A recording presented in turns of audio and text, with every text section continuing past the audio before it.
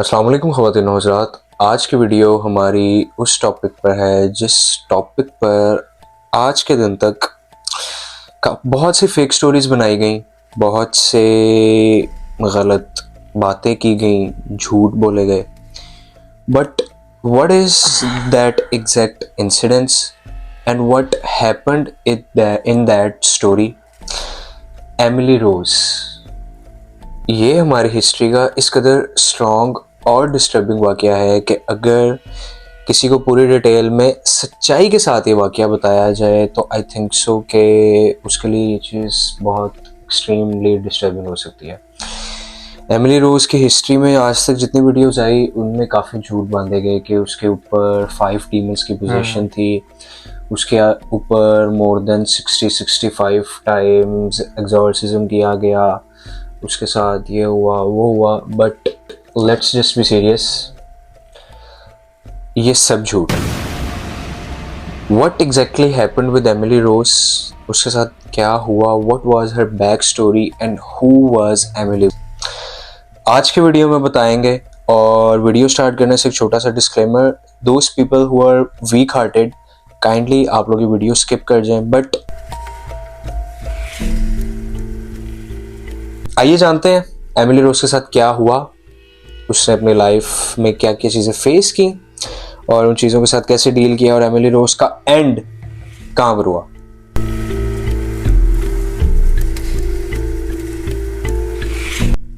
अवैस भाई, who was Emily रोज?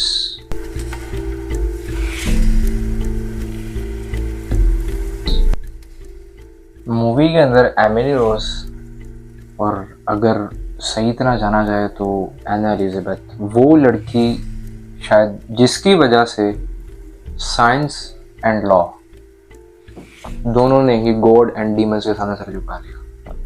सही, इबरत का निशान, बिल्कुल ठीक पॉइंट था आपका। ये स्टोरी इसकी बिल्कुल स्टार्टिंग से आवाम को भी वैसे ही पता है।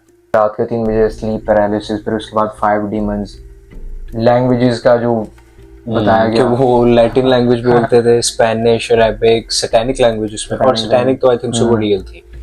और मूवी के अंदर ये भी बताया गया कि वो मतलब कि उस कैटेगरी, उस ट्राइब या उस कबीले के बहुत ही ताकतवर कोई डीमंस वगैरह थे। ठीक है, जो कि असल में बिल्कुल ही झूठ है।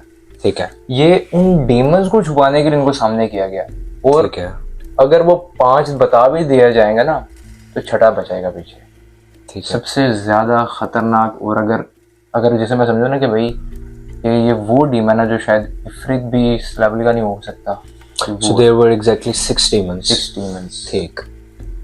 अच्छा, तो अब्दुल्ला भाई, इस स्टोरी का आगाज यहाँ से देख लें। आवाम को भी इस चीज़ का ही पता होगा, मूवी के अंदर बताया गया कि अब्रॉड गई पढ़ाई के लिए अमेरिका में, फिर कॉलेज लाइफ वगैरह सारा वही, फिर वही रात के 3 बजे तकरीबन स्लीप पैरालिसिस, फिर उसके बाद अब यहाँ पे ना हम डार्क क्या कहते हैं अपना डार्क साइड की बात करेंगे एमिली रोज की। तो यहाँ पे हम 5 डीमंस जो उसको लेके नहीं चलेंगे, हम सच के बारे में बात करेंगे कि असल में वाकया क्या था। तो स्लीप पैरालिसिस के बाद भी टाइम था कि जो 6 डीमंस जो थे उसने प्रोसेस कर लिया था उनको। उसके बाद उसकी जो लाइफ थी आहिस्ता आहिस्ता डिस्कस्टिंग से डिस्कस्टिंग होती गई। इवन कि उसे हर बंदा अपने सामने आने वाला एक डीमन टाइप का डीमन फिगर नजर आने लग गया। Damn. आप ये देखें, उस लड़की के अल्फाज थे कि मेरे सामने जो भी है आंखों से खून, मुंह गायब। यानी कि मुंह बिल्कुल नीचे से जबड़ा नहीं है और आंखों से खून निकल रहा है। हर एक शख्स उसको ऐसा नजर आ रहा है, इवन कि उसके फैमिली मेंबर। और ये बिल्कुल रियल बात है। अब ये सब कुछ होने के बाद उसका एक फ्रेंड था जेसन। अच्छा, ये हमारे चैनल की वो वाहिद वीडियो है जिसके ऊपर रिसर्च और वो सारे झूठ जो एमिली की स्टोरी के बारे में बताए गए उनको सच में कन्वर्ट करने के लिए हमें ऑलमोस्ट 3 मंथ्स इस पर रिसर्च के लिए लगे। तो उस सारे रिसर्च के बाद जो कंक्लूजन हमारे पास आया, और जितने हमने मैक्सिमम इसके ऊपर हम रिसर्च कर सकते थे फ्रॉम हेड टू टो, आज वो सारा सच हम आपके सामने रख रहे हैं। अच्छा, तो यहाँ से ना उसका एक फ्रेंड जेसन, जो मतलब कि उसका काफ़ी अच्छा फ्रेंड था, रूममेट टाइप था। ओके, अब जैसे हम पहले ही वीडियोस में इस तरह की बात कर चुके हैं कि जिस तरह के वाक़यात होते हैं तो माँ बाप या भी आपके करीबी रिश्तेदार जो हैं आपको सबसे पहले किधर लेके जाते हैं? डॉक्टर। पागल हो गया, यही बात, यही वो चीज़ थी जिसके अंदर साइंस और ये लॉ वगैरह सब ऐड होना स्टार्ट हो गए थे। सही। जेसन उसको हॉस्पिटल लेकर गया। अब यहाँ पे साइंस का सबसे पहला और झूठा केस बना। सही। अब देखें, इस केस से पहले साइंस के अंदर कहीं पे भी इस चीज़ का जिक्र नहीं था कि कोई ऐसा एक फोबिया है जिसके अंदर इंसान को, एक जीते जागते इंसान को दूसरा इंसान कुछ इवल टाइप क्रिएचर्स में नजर आए। सही।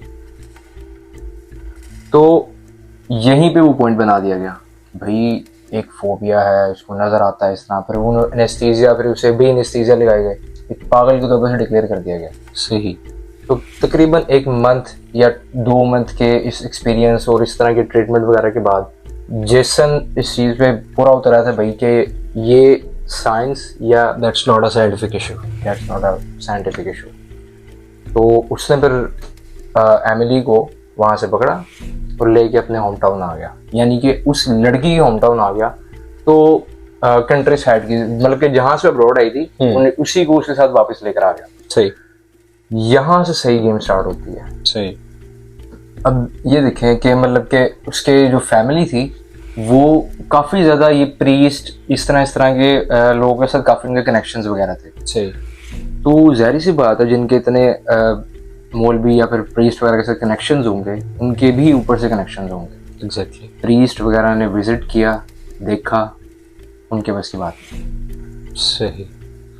तो वहीं से उन प्रीस्ट ने रोमन प्रीस्ट बुलाए, यानी कि प्रीस्ट से भी एक अपर कैटेगरी है जिन्हें रोमन प्रीस्ट बोला जाता है, क्योंकि वो बहुत ही पुराने, क्योंकि ईसा अलैहिस्सलाम, मतलब कि ईसा अलैहिस्सलाम जहाँ पर रहते थे ना, वहीं के दौर के वो आए थे, यानी कि उसी के इलाके के वो रोमन प्रीस्ट थे।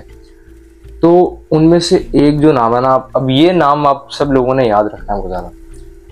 उसका नाम मूरे रिचर्ड नाम था, द मेन की ऑफ दिस वर्ल्ड एक्सॉर्सिज्म। जैसे ही मूरे रिचर्ड उस घर के अंदर दाखिल हुआ, उसको एक डिस्गस्टिंग सुपरनैचुरल पावर की एग्जिस्टेंस महसूस होना शुरू हो गया। ठीक। एमिली को देखा, एमिली सो रही एक आम सी मासूम सी लड़की की तरह देखा। उसने कहा ठीक है, सब कर लेंगे, कोई मसला नहीं। अच्छा, ये सारे सीन में अभी उसकी एज जस्ट 18 ईयर्स थी। 18 ईयर्स थी, 18 ईयर्स थी। 16 से 18 में गई, 18 से सारा स्टार्ट हो गया।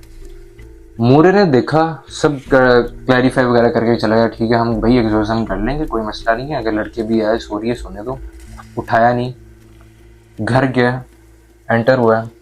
उसके बाद ही उसे वही सारी चीज़ें होना स्टार्ट हो गई जो एमिली के साथ हो गई, उस प्रीस्ट के साथ। आप ये देखें, priest just entered the home, सिर्फ घर के अंदर जाने से ही इतना कुछ हो। अब मैं आपको बताता हूँ हुआ क्या। उसको तस्वीरें एक वही तीसरे, जैसे मैंने पहले बताया था कि एमिली को लोग नजर आ रहे हैं, आंखों से ब्लीडिंग आती हुई और जबड़ानी, विदाउट जॉज। घर के अंदर उनके प्रीस्ट या फिर ऐसे कुछ पवित्र बोलते हैं या पाक लोगों के जो चेहरे थे वो सारे इस तरह बन गए थे। सही। अब यहाँ पे पॉइंट आता है कि भाई क्रिश्चियनिटी के अंदर मैंने आपको भी पता होगा कि भाई के ईवल जो होते हैं वो इतने बड़े बड़े पाक लोगों को नहीं कर सकते हैं, लेकिन उसकी बाकायदा पिक्चर्स जो लगाई गई थी वो सारी ब्लड से भर गई थी। और इवन के उसके बाद ये पिक्चर खाली जो ब्लड से भरी हुई है, बाद में डीमंस बन गई थी उसके मुताबिक। हाँ, डीमन बनकर उसके ऊपर अटैक किया उन्होंने। यहीं पर उस 6th डीमन की एंट्री होती है। The main demon in world exorcism, और जो भी डार्क साइड है इसकी, यही डीमन है जिसकी वजह से इनको फेक डीमंस बना के दूसरे डीमंस को फजूल में ऐड करके आवाम को दिखाना पड़ा। ये वो डीमन है। और इसका भी लगा लें कि इंटरफेस इस तरह का कि हुडेड टाइप कोई आदमी अंदर से बिल्कुल ब्लैंक उसके सामने आया और उसको डिमोनिक फेनेस्ट्रेशन इस तरह कुछ कहा जाता है। ये बाइबल की बात है, इसके बारे में हम आगे वीडियो में बात करेंगे। तो अब यहीं से फिर मूरे रिचर्ड, अब एग्जॉर्सिज्म का टाइम स्टार्ट हो गया, एग्जॉर्सिज्म तो करना है, वहीं से उसने अपना एक असिस्टेंट वगैरह पकड़ा और चल दिया एग्जॉर्सिज्म के लिए। तो एग्जॉर्सिज्म जैसे कि बताया गया 60 to 65, इवन के ये भी शायद झूठ ही है, क्योंकि जहाँ तक रिसर्च के मुताबिक बात की जाए तो यहाँ पे 67 से भी अबव एग्जॉर्सिज्म इस पर परफॉर्म किए गए हैं इन 18 से 24 साल की उम्र में, क्योंकि 24 में तो मेरे वो डेथ हो गई थी उसकी विद इन 6 years।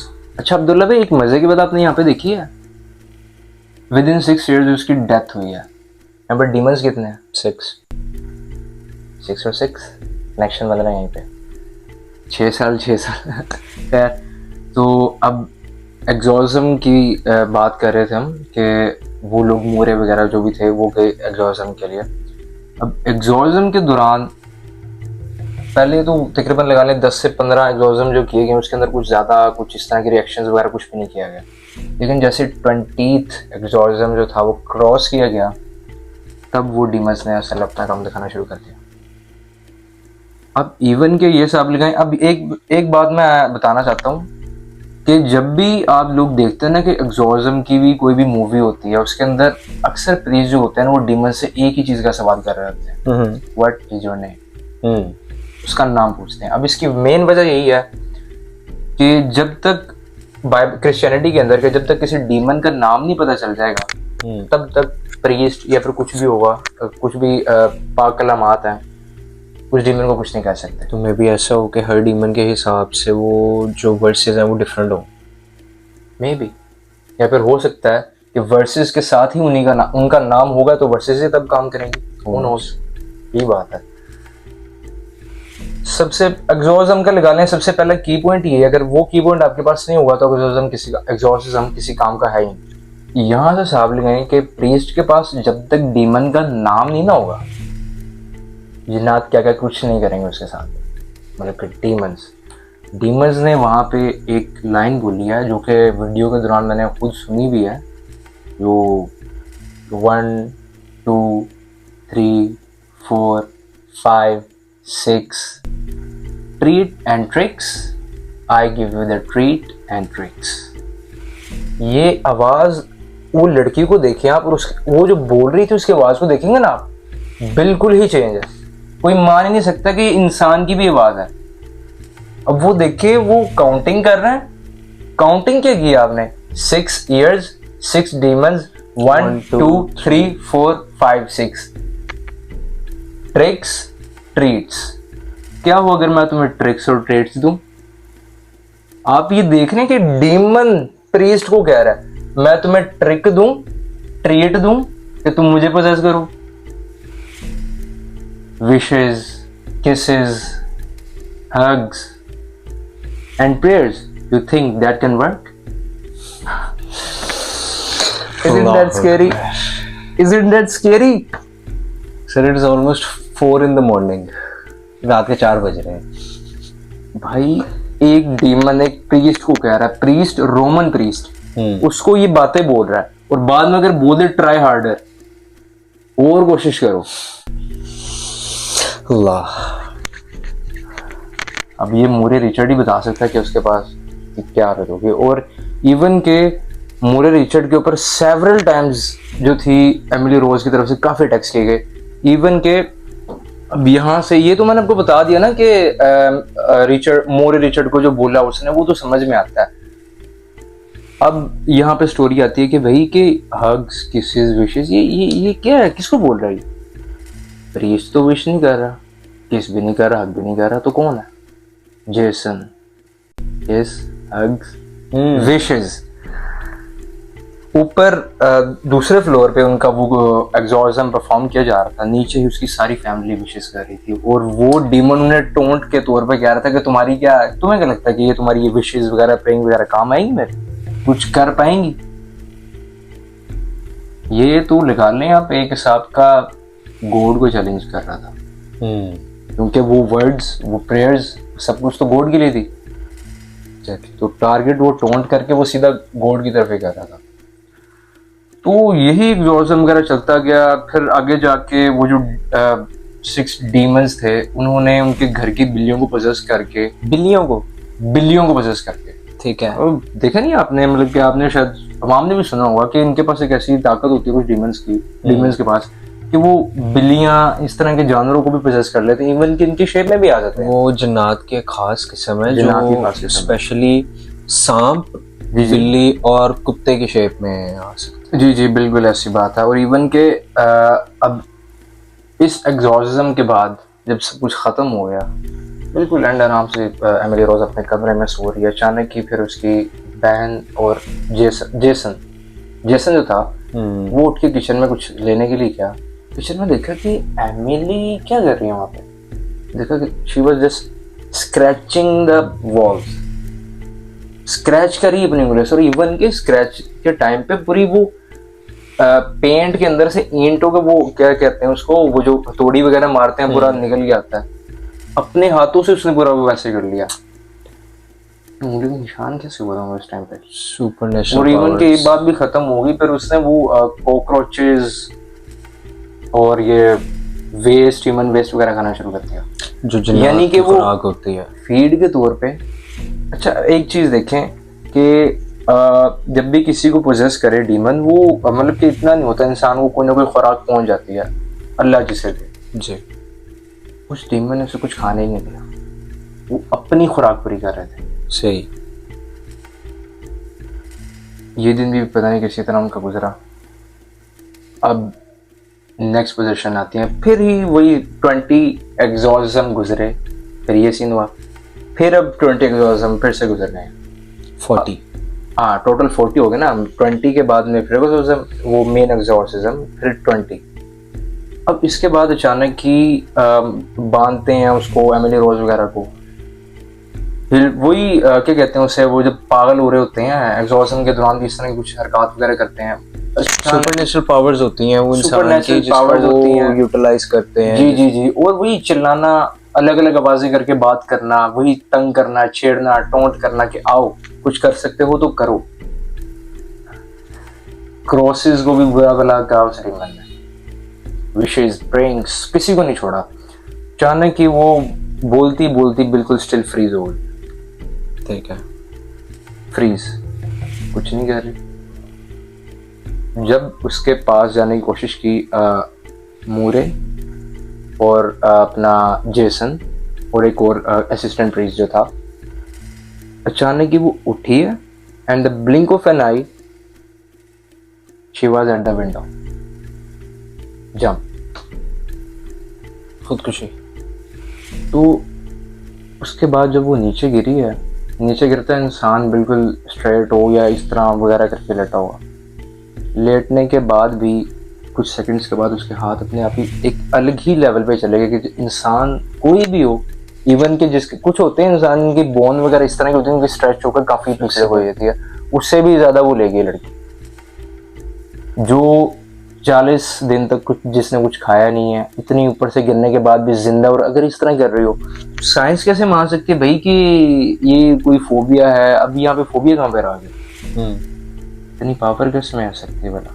नहीं, कोई आम इंसान बिल्कुल बिलीव नहीं करेगा। अब ये दिन भी गुजरा, एग्जॉर्सिज्म चलते गए, सब कुछ हो रहा है। अब वो टाइम आता है जहाँ पे आकर डीमंस अपना नाम ले। यही पॉइंट था जो सबसे ज़्यादा सीरियस वीडियो हुआ। हमें क्या बताया गया कि वो 5 डीमंस हैं, रेबिक, सैटनिक, लैटिन, स्पेनिश, इस तरह की जुबानें बोलते हैं, कुछ भी नहीं है। सबसे पहला डेमन जो बात बोलता है, आई एम केन,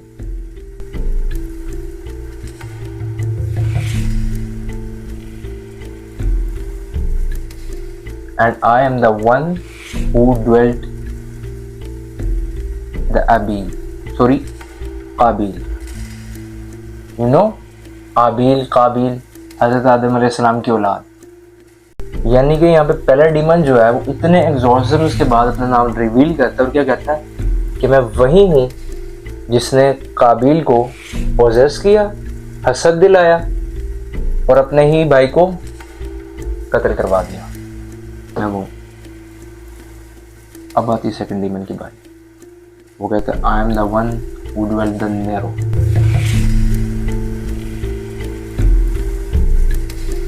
अब नेरो को बताता हूँ। नेरो आई थिंक 17 सेंचुरी का एक ऐसा बादशाह था, रोमन था ये भी, वही बादशाह जिसने अपनी राया को जिंदा जला दिया था। More than I think 5 lakh people और 1 मिलियन उस टाइम पर, 17 सेंचुरी की बात हो रही है। किसकी बना पर? एक बीमारी, ये बीमारी है। बच्चों को नहीं छोड़ा, किसी को नहीं छोड़ा, जिंदा जला डाला सबको। और ये कह रहा है कि आई एम दैट डीमन जिसने नेरो को पोजेस किया था, ये वो है। अब तीसरा जो है ना, मैं अब 6 डीमन की बात कर रहा था। अब इसका मतलब ये नहीं कि वो 6 ही है, वो इस कैटेगरी में कहीं पे भी आ सकता है। ये आ गया वो जूडस इस्कैरियोट।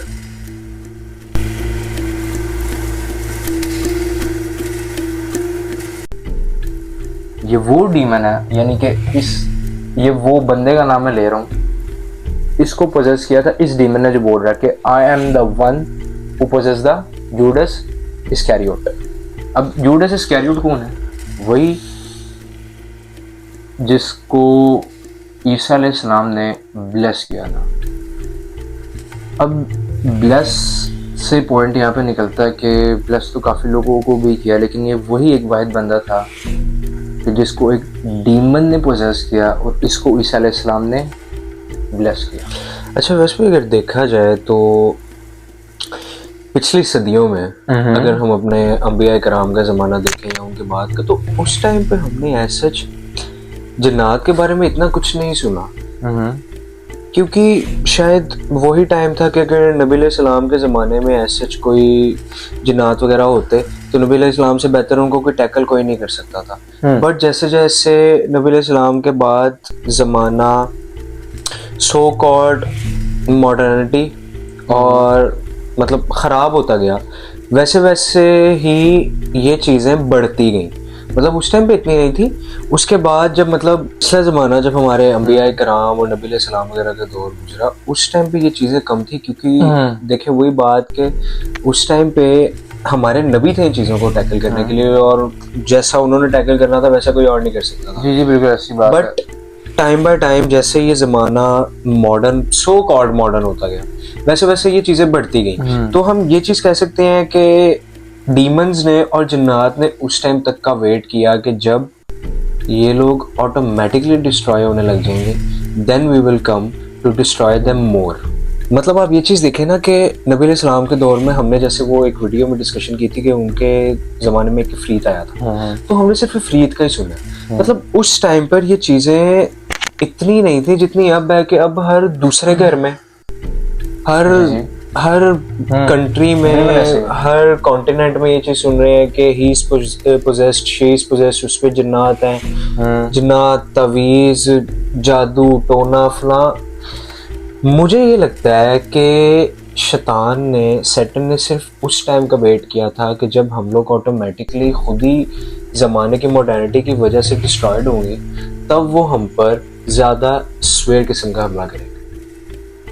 अब जहाँ पे जूडस इस्कैरियोट की बात कर रहे थे, बात इतनी सी नहीं है बस के पोजेस हुआ, ब्लेस कर दिया। ब्लेस होने के बाद उसी डीमन ने दोबारा जूडस इस्कैरियोट को दोबारा पोजेस किया, और ये वही बंदा था जिसने ईसा अलैहिस्सलाम को रोमन एम्पायर के हाथ, रोमन्स के हाथ में दे दिया, रोमन्स अथॉरिटी के हाथ में दे दिया था। देखें, रोमन्स जो थे वो शुरू से क्रिश्चियनिटी के खिलाफ थे, तो यही रोमन्स है जिन्होंने ईसा अलैहिस्सलाम को शहीद करने की कोशिश की। ये देखें कितना काफ़ी पॉइंट मिल रहा है कि ईसा अलैहिस्सलाम को इसी बंदे ने रोमन्स के हाथ में दिया, तो रोमन्स ने फिर वो स्लेव वाला वाक़या, जिसके बाद ईसा अलैहिस्सलाम आसमान में चले गए थे। अगर ये बंदा ना देता तो ईसा अलैहिस्सलाम में भी हो सकता है दुनिया में ही होते, या फिर दुनिया से चले जाते। इस डीमन ने क्या काम किया, इतना पावरफुल हो गया ये। एक प्रॉफिट से ब्लेस होने के बाद दोबारा उसी को पोजेस किया, फिर उसी प्रॉफिट को रोमन अथॉरिटी के हाथ में दिया, और बाद में उसी बंदे से सुसाइड करवा लिया। उस बंदे को भी नहीं छोड़ा। डीमंस अपना काम नहीं है, छोड़ेंगे किसी को भी नहीं। सही। यहाँ पे फोर्थ डीमन आता है जिसका नाम वो कहता है कि आई एम द लीजन। अब लीजन ये कौन लोग हैं?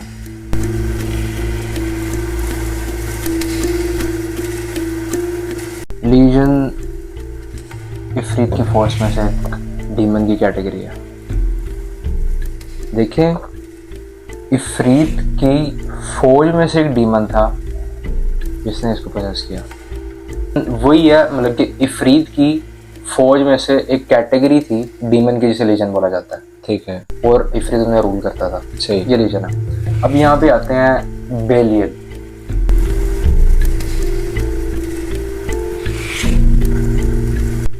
आई am the one who dwelt the Belial, यानी कि मैं वो हूँ जिसने बेलियल्स को गुमराह किया या फिर अपनी तरफ लगा दिया, पोजेस कर दिया।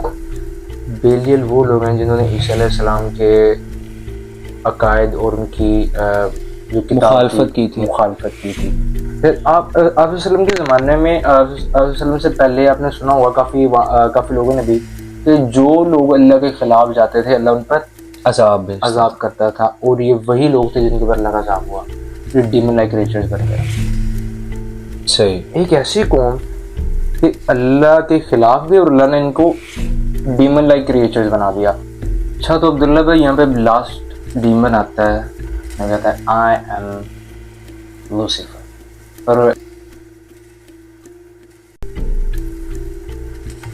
और लूसीफर के बारे में तो आप मेरे घर में ज़्यादा जानते हैं। इस बारे में तो आई am the devil of my world. वो एक है। और जहाँ तक बात लूसीफर की है, तो लूसीफर का एक टाइटल जो काफ़ी फेमस है, माज़अल्लाह उसको टाइटल दिया गया था द सन ऑफ गॉड का। आई थिंक ये टाइटल उसके फॉलोवर्स की तरफ से जी। और मतलब वो, अगर हम लूसीफर की थोड़ी सी बैक स्टोरी के बारे में जानें तो he also was a very strong creature and a very strong demon. और उसके ऊपर नेटफ्लिक्स के ऊपर बाकायदा एक पूरी वेब सीरीज़ बनाई गई है। ये सबसे ज़्यादा पावरफुल मेरे हिसाब से सैटन ही है। मज़े की बात, जिन्होंने वो वेब सीरीज़ बनाई है उन्होंने उस वेब सीरीज़ के अंदर लूसीफर को as a positive character show किया, बताया उसको डिमोनिक क्रिएचर ही है, बट उन्होंने उस डिमोनिक को चेंज करके एक super natural but a positive creature बना दिया। ये कमाल करते हैं हमारे साइंटिफिक लोग। यही तो बात है। मूवी में क्या बता रहे थे, अच्छा ये और सीरीज के अंदर देखें क्या दिखाया जा रहा है कैसे कि अगर आप पॉजिटिव क्रिएचर पढ़ेंगे तो भाई नेगेटिव से भी काफी आगे साइड है। नेगेटिव की भी डार्क साइड होगी यहाँ पे। सही। मैं जैसे बात कर रहा था कि यहाँ पे डीमन जो थे एक शोशा छोड़ के जाते हैं। शोशा पता है क्या बोलते हैं? आई एम द वन। लास्ट में 6 डीमंस हो गए हैं, एक और भी बोला बीच में से, आई am the one who is in the flash. Human flesh के अंदर कौन है? कारीन।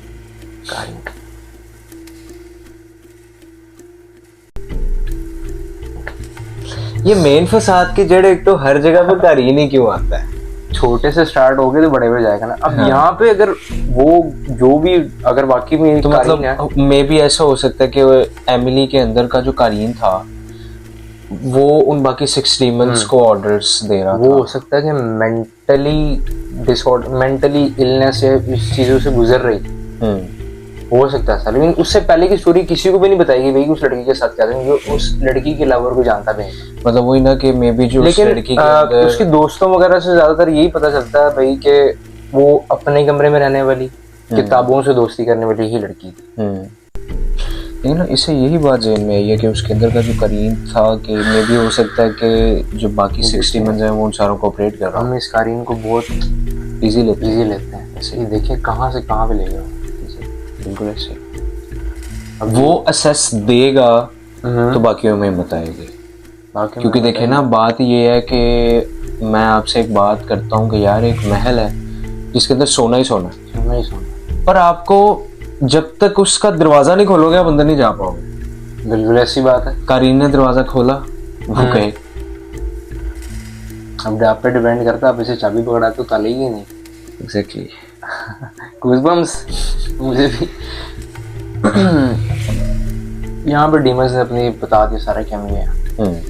तो वैसे भी मेरे ख्याल से अगर मैंने वीडियो के स्टार्ट में इस वीडियो को ये टाइटल दिया था ना कि मोस्ट डिस्टर्बिंग और स्ट्रॉन्ग टॉपिक, वो इसी वजह से है कि ये हमारी हिस्ट्री का वो डार्क वाकया है जिसकी एंड अच्छी नहीं हुई थी। प्रीस्ट ने इसकी एंडिंग नहीं की थी, बल्कि डीमंस ही जीते थे। ये बिल्कुल ऐसा ही है। क्यों जीते थे कि जब हर किस्म की रिसर्च करने के बाद साइंटिफिकली ये चीज़ रॉन्ग हो गई, जो जितने भी डॉक्टर्स और साइंटिस्ट वगैरह थे वो इस चीज़ को साइंटिफिक वे में ही प्रूव करना चाह रहे थे। उसी टाइम पर when Emily died they found a letter in her room. Letter के अंदर एमिली कुछ इस तरह के अल्फाज कह जाते हैं कि उससे ना एक ड्रीम आया। ड्रीम के अंदर वो कुछ चावलों की फसलों के अंदर थी, काफ़ी खुली थी, ठीक है। फिर उसके अल्फाज कुछ इस तरह थे कि ना उसे वर्जिन मैरी नज़र आई। वर्जिन मैरी ईसा अलैहिस्सलाम की मदर को कहा जाता है क्रिश्चियनिटी के अंदर, वर्जिन मैरी। तो वो उसके सामने हाथ करती हैं, उन अल्फाज देखें कि मैं तुम्हारे सामने दो रास्ते छोड़ रही हूँ, मेरे साथ गायब हो जाओ, मेरे साथ जन्नत में आ जाओ, अभी वैनिश, अभी उसकी बॉडी भी गायब हो जाएगी। वर्जिन मैरी से कह रही थी कि अभी तुम चाहो, तुम्हारे पास दो रास्ते हैं। पहला ये कि अगर तुम अभी राजी होती हो तुम मेरे साथ गायब हो जाओगी, जन्नत में चली जाओगी, अकॉर्डिंग टू एमिली। और दूसरा रास्ता ये था कि शहीद हो जाओ और दुनिया के लिए एक इबरत का निशान बनो कि वाकई में गॉड और डीमन एग्जिस्ट करते हैं। तो एमिली ने अपनी ज़िंदगी की तरफ देखा उस टाइम पर कि उसने क्या कुछ देखा। इतनी चीज़ें निकलने के बाद भी जब वो अपने राइट साइड पे नहीं जा पाएगी, अपने हक की तरफ नहीं जाएगी, तो क्या करेगा। तो उसने दूसरा ऑप्शन चूज़ किया कि मैं इबरत का निशान बनूंगी और इस दुनिया को दिखाऊंगी साइंस सब कुछ नहीं है, इसके अंदर गॉड और डीमंस दोनों एग्जिस्ट करते हैं। तो वैसे भी अगर तो हम एमिली की स्टोरी को कंक्लूड करें तो वैसे बनता है कि एक 18 साल की हंसती खेलती लड़की पोजेशन में आने के बाद ऐसी हो गई कि शायद हम तो उसको देखना भी पसंद नहीं करेंगे। पिक्चर देखी, उसकी पिक्चर्स और उसकी वो वीडियोस में उसकी आवाज़ और उसका चेहरा, वो देखें फिर इबरत का निशान है भी तो नहीं है। बहुत ज़्यादा डिस्टर्बिंग है। तो एक 18 साल की हंसती खेलती लड़की जिसको पोजेशन ने दुनिया के सामने एक नमूना बना के पेश किया, और the end of her was literally painful कि हालांकि इस वाक़े को हुए इतना टाइम हो गया, बट आज भी अगर इसकी कोई हिस्ट्री पढ़े तो it would be a nightmare for that person. बिल्कुल ऐसी बात है। अब देखें कि डेथ की बात की ना आपने, डेथ के बाद अपने ख्वाब में भी वो चीज़ देखती है कि उसके साथ कुछ हुआ है, ख्वाब के अंदर ही एंडिंग पे जाकर जब उसने वो ऑप्शन चूज कर ली, और रियलिटी में भी वो चीज़ हुई है। मैं बताता हूँ आपको, वो एक नाम है क्रिश्चियनिटी के अंदर, उसको बोला जाता है सिगमोटा या सिगमेटा, ऐसे कुछ नाम है उसका। अब वो सिगमेटा क्या चीज़ है कि ख्वाब के अंदर वो देखती है कि उसके हाथों के अंदर कुछ सर्कल टाइप चीज़ बन रही है, रियलिटी के अंदर भी उसके हाथों पर वो था। सही। और जब हम सिगमोटा की तरफ देखा जाए तो अमेरिका का एक म्यूजियम है, उसके अंदर एक कॉइन या फिर एक गोल सी चीज़ है लकड़ी की, काफ़ी बहुत पुरानी है वो। सही। उसके ऊपर हाथों का निशान है, उसके ऊपर भी सिगमोटा के निशान तो may be it is a sign of a devil. एक पेंटिंग भी निकल के आती है जिसमें एक नन मरी थी, उसके हाथों के ऊपर भी सिगमोटा का निशान। Exactly, it can be a sign of devil और समथिंग। और अगर उसकी सिगमोटा के बारे में बात की जाए, सिगमोटा उन लोगों को होता है कि जो बहुत ही ज़्यादा खतरनाक डीमन या बहुत सारी चीज़ों से गुजरे होते हैं, जो कि इवल साइड पे जो जाते जाते कोई अपनी निशानी छोड़ के जाते हैं। 6 डीमंस उससे ले गए थे, उसके रूह को ले गए, तबाह करके रखते हैं पुराना। एग्जैक्टली, मतलब जब मैंने स्टार्टिंग में उसकी वो पिक्चर्स देखी थी, when before at the age of 16 to 18.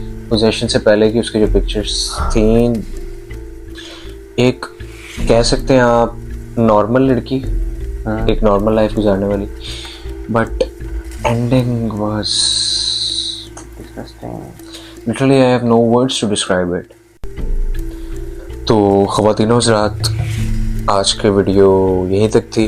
उम्मीद है आप लोगों को इस वीडियो से कुछ चीज़ें सीखने को मिलेंगी, और हम तो सिर्फ दुआ ही कर सकते हैं कि अल्लाह सबको अपने हिफ्ज़-ओ-अमान में रखे, सबको अपनी हिफाजत में रखे, और किसी के साथ कभी भी ऐसा कोई वाक़या ना हो। तो आज के लिए मुझे इजाज़त दें, मिलते हैं नेक्स्ट वीडियो में। सपोर्ट करना मत भूलिएगा। अगर आप लोगों को हमारी वीडियोस अच्छी लगती हैं, इंफॉर्मेटिव लगती हैं, तो चैनल को सब्सक्राइब करना मत भूलिएगा, वीडियो को लाइक करना मत भूलिएगा। और अगर कोई भी हिस्ट्री का ऐसा टॉपिक जिसके ऊपर आप चाहते हैं कि हम रिसर्च करके डिबेट करें, आप लोगों तक वो चीज़ पहुंचाएं, तो do us know in the comments. Our comment section is always available for you. आज के लिए हमें इजाज़त दें। अल्लाह हाफ़िज़।